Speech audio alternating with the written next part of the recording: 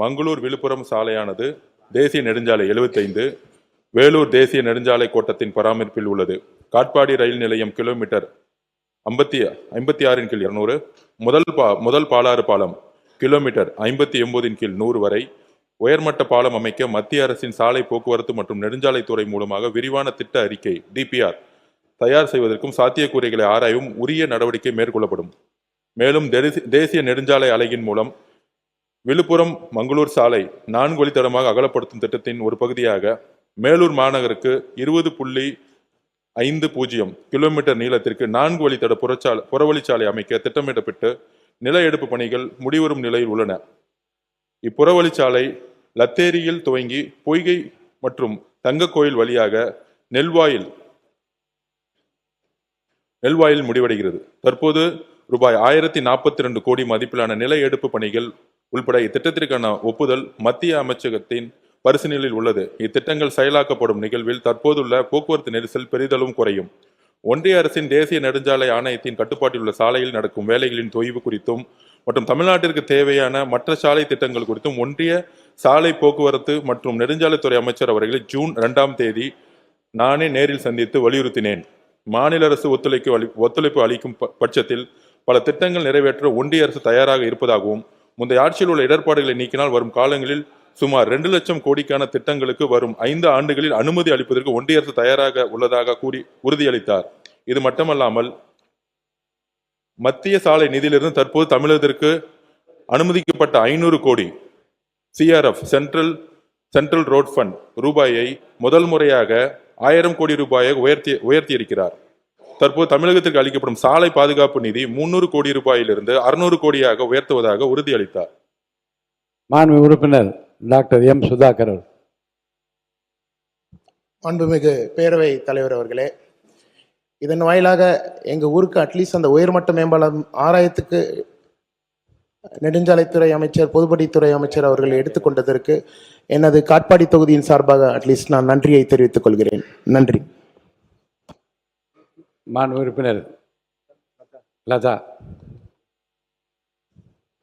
மாண்புமிகு பேரவை தலைவர் அவர்களே, என்னுடைய தொகுதி கீழ்வள்ளூர் தொகுதியில் ஒரு ரயில்வே மேம்பாலம் அமைச்சு தரணும்னு ஏற்கனவே நான் கேட்டிருந்தேன். அந்த அடிப்படையில் அதில் பார்த்தோன்னு சொன்னால் ஏராளமான பொதுமக்கள் பாதிக்கப்படுறாங்க, பள்ளி கல்லூரி மாணவர்கள் பாதிக்கப்படுறாங்க. அதோடு மட்டுமல்ல, ஆம்புலன்ஸ் போனால் கூட 1/2 மணி நேரம் 1 மணி நேரம் பாதிக்கப்பட்டு உயிரிழப்புகள் ஏற்படுவதற்கான வாய்ப்பு இருக்குது. அதை செய்து தர வேண்டும் என்று அமைச்சர் கவனத்தை ஈர்க்கிறேன். துணை கேள்வி உடனடியாக பதில் தருவதற்குரிய தகவல் அமைச்சரிடம் இல்லாமல் இருக்கும். இருந்தாலும் கூட அதை செவிமடுத்து அதை குறிப்பெடுத்து நிச்சயமான பதில் அந்த உறுப்பினர்களுக்கு அனுப்பி வைக்கப்படும். உறுப்பினர் கோரிக்கையை பரிசீலித்து கூடிய விரைவில் அதற்கான முடிவை தெரிவிக்கப்படும்.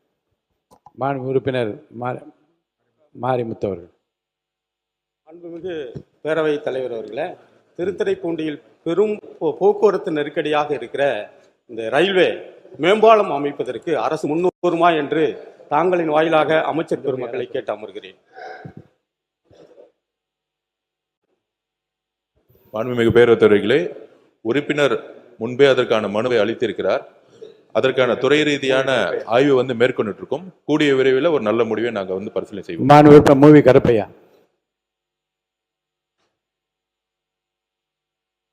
மாண்புமிகு பேரவைத் தலைவர்களே, சோழவந்தான் தொகுதிக்கு உட்பட்ட தோடநடி பஞ்சாயத்து கள்ளிக்குடி என்ற கிராமம் சுமார் 40 ஆண்டு காலமாக ஒரு பொதுப்பணித்துறையில் பாலம் அமையாமல் இருக்கின்றது. அதனால் அது மாண்புமிகு அமைச்சர்கள் கட்டித்தர முடியும். மாண்புமிகு மக்கள் தொகுதியாக கேட்டுக்கொள்கிறேன்.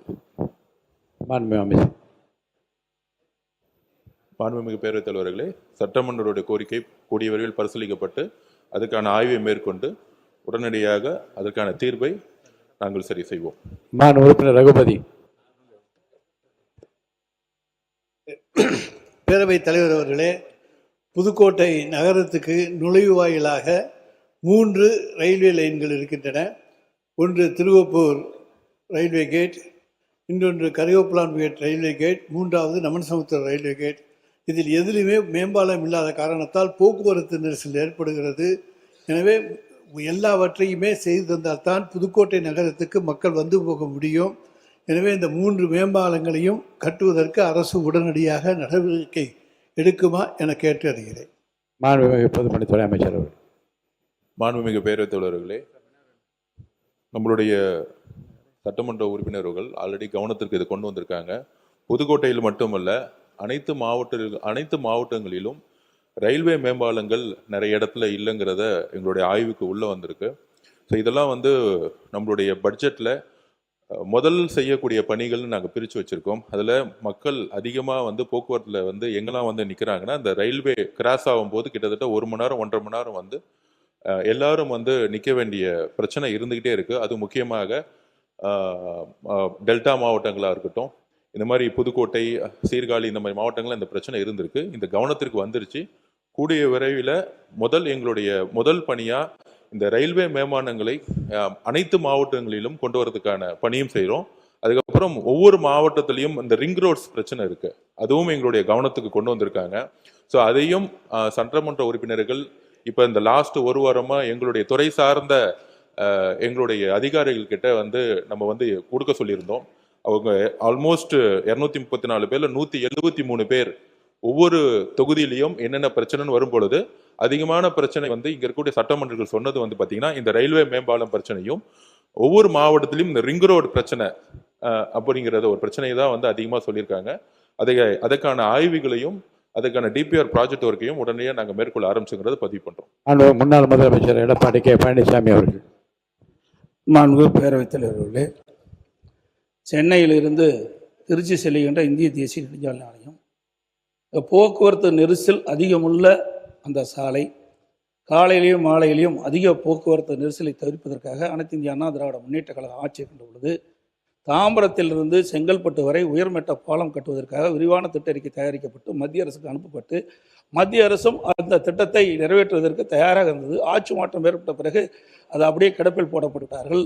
ஆகவே இந்த அரசு இந்த கிடப்பில் போடப்பட்ட சென்னையிலிருந்து திருச்சி செல்கின்ற, தாம்பரத்திலிருந்து செங்கல்பட்டு செல்கின்ற அந்த உயர்மட்ட பாலத்தை கட்டுவதற்கு மத்திய அரசோடு தொடர்பு கொண்டு அந்த திட்டத்தை நிறைவேற்றுவதற்கு அரசு முன்னுரிமை என்பதை தங்கள் வாயாக அறிய விரும்புகிறேன்.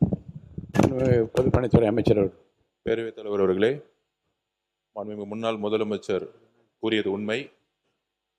நம்மளுடைய மானிய கோரிக்கையிலேயே சென்னையிலிருந்து கன்னியாகுமரி வரைக்கும் 8 வழிச்சாலையாக உயர்த்துவதற்கான அறிவிப்பை நம்ம கொடுத்துருக்கோம். அதுக்கான டிபிஆர் ப்ராஜெக்டை உடனடியாக நாங்கள் ஸ்டார்ட் பண்ண சொல்லியிருக்கோம்.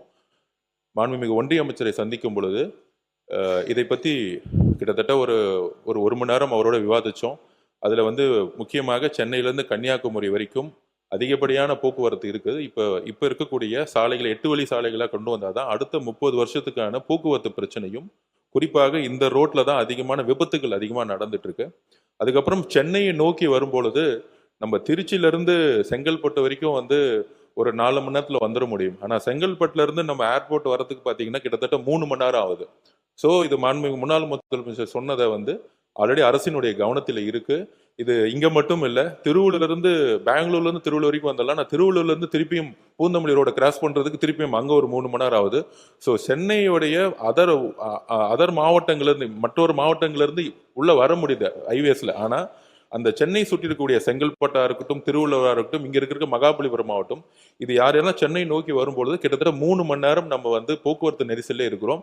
இந்த சென்னை சுற்றியில் இருக்கக்கூடிய ரோட்ஸை இப்போ டிபிஆர் ப்ராஜெக்டில் கொண்டு மாண்புமிகு முதலமைச்சருடைய அவர் சொன்ன அந்த ப்ராஜெக்டும் கவனத்தில் கொண்டு அடுத்த மீட்டிங் நெக்ஸ்ட் மந்த் ஒன்றிய அமைச்சரோடு இருக்குது. அதில் அவர் சொன்ன ப்ராஜெக்டை உடனடியாக அமல்படுத்துறதுக்கான எல்லா பணிகளும் நடக்கும்.